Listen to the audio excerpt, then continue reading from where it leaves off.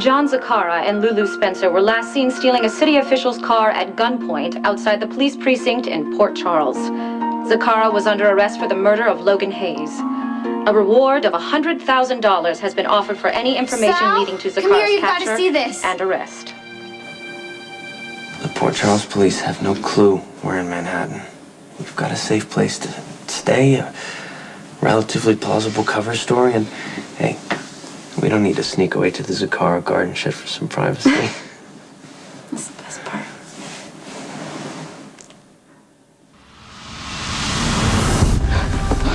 Oh, no! What is wrong? What's wrong?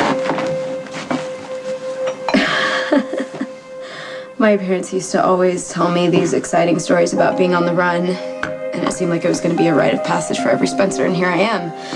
Nervous wreck. You're doing great. Except for all my panic attacks. No, you're braver than I am. You're the one that went out and stocked up on food and supplies while I stayed here in this apartment safe and sound. I just wish that I could relax.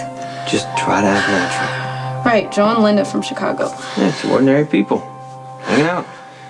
In my dead piano teacher's apartment. Wait, I just thought of something. What if your dad remembers that you had lessons from Professor Siegel and he tracks us down? Oh, my mother took care of all the lessons. My father never even thought about things like that.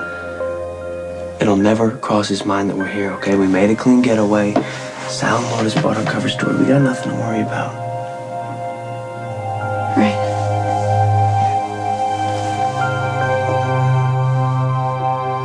John Zakara is the son of the reputed mob boss, Anthony Zakara, and should be considered armed and dangerous. Lourdes!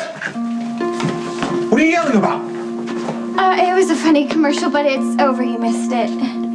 Que tú estás loca? You almost gave me a heart attack here. I thought you had a psycho coming out of the closet or something. Niña, estás loca.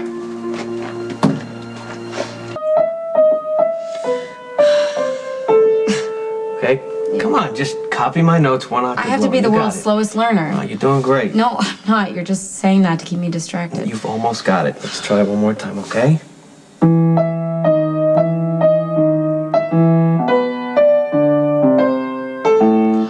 That wasn't that bad, was it? Hey, stick with me. You'll be playing Twinkle, Twinkle, Little Star. Oh, good. Joe, it's me. Relax.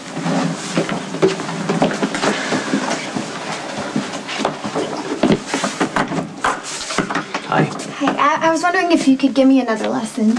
Already?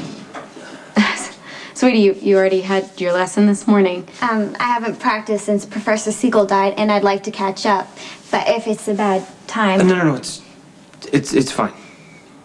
Have a seat. We'll pick up where we left off this morning. Great.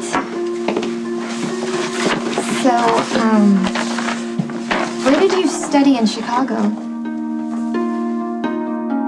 I studied at the Sherwood Music Conservatory. Yeah, sounds fancy.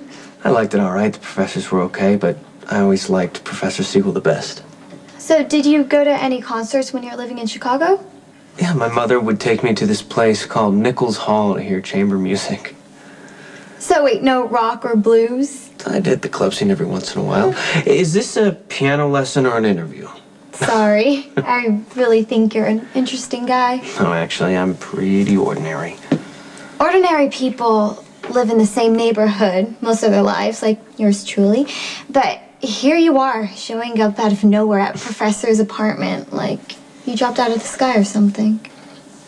Linda's family didn't really approve of her moving to New York. I thought you said Linda got accepted to NYU. I did. She also got accepted to Northwestern. Where my mom went, they wanted me to stay close to home, but Joe and I wanted our freedom. So it's kind of like you ran away. Lourdes, are you in there? Hi. Hey, Linda, how are you?